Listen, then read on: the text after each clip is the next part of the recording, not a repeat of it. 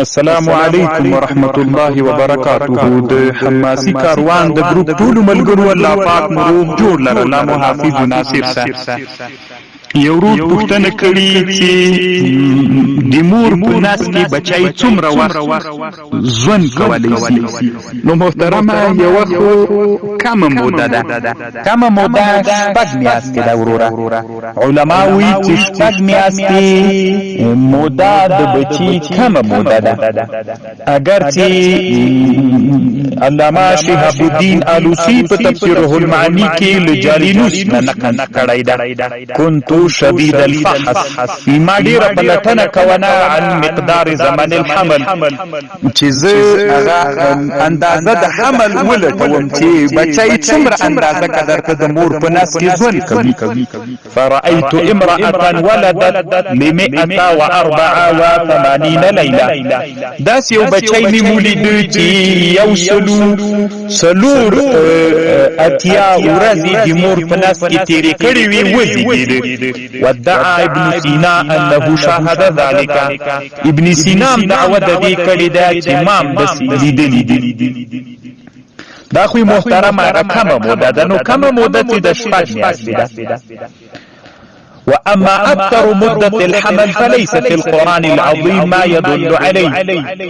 القرآن كي أكثر مدين بار أندازة نستد. قال ابن سينا في الشفاء بلغني من جهة من أفق به.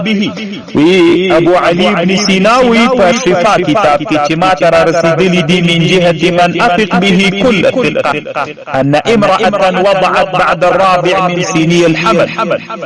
دسي كزم واتسلور کالی بچی په ناس کې تیر کړي وو، پس له 4 کلونو د مور وزیږي نباتات غاښونه براشنه شوي ول. دا رسول نقل کړی دا چې هر حیوان چې دا هغه د ولادت د حمل د پاره یو موده لري سوال انسان.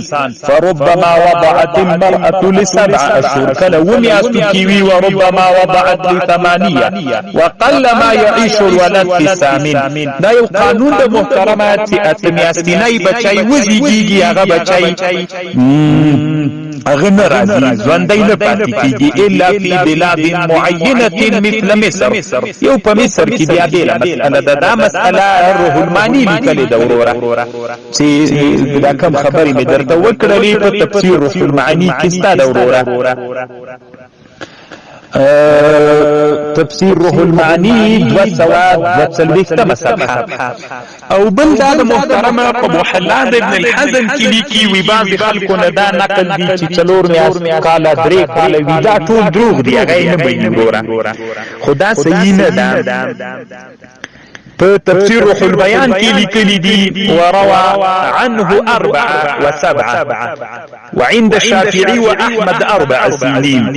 یعنی غالب خدا د چې ومیاستو کې بچی زیږي، اما 4 کلونو پورې مرضی. بیا په انسان العيون نه نقل کړی دا ان مالک رضی الله عنه، امام مالک سے مكث في بطن امه 2 وكذا ضحاك ابن مزاحم الطابعي اغم 2 کاله وسیدلی.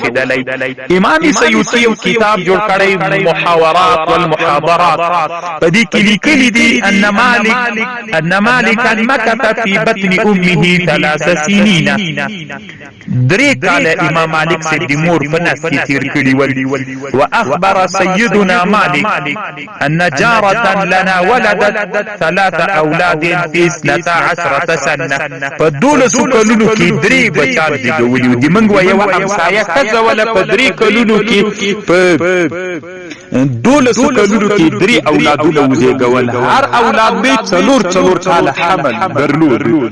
الله پاک دې جوړ لره محترمه. نو دومره وخت سید علی قانون دا د علما د علم بیولوژي وی، قانون دا د اسلامي بیولوژي علما وی چې د نورو ټول حیواناتو هغه معلوم داخلي ماده د انسان علی الغالب چې دا هغه و میاشتې او 9 میاشتې. اته میاشتو کې چې کوم بچی پیدا کېږي هغه اکثره مړ کېږي. اما وروره زیات چې په تاریخ کتابونو کې سړی ګوري تر 40 پورې. علامه ابن الحجر رحمه الله په الاصابه فی تمییز الصحابه کې یو سړی ښودلی دی چې 4 کاله د مور په نس کې تېر کړي دي. 4 کاله بعد د مور د نس نه زېږېدلی دی. الله دې جوړ لره محترم.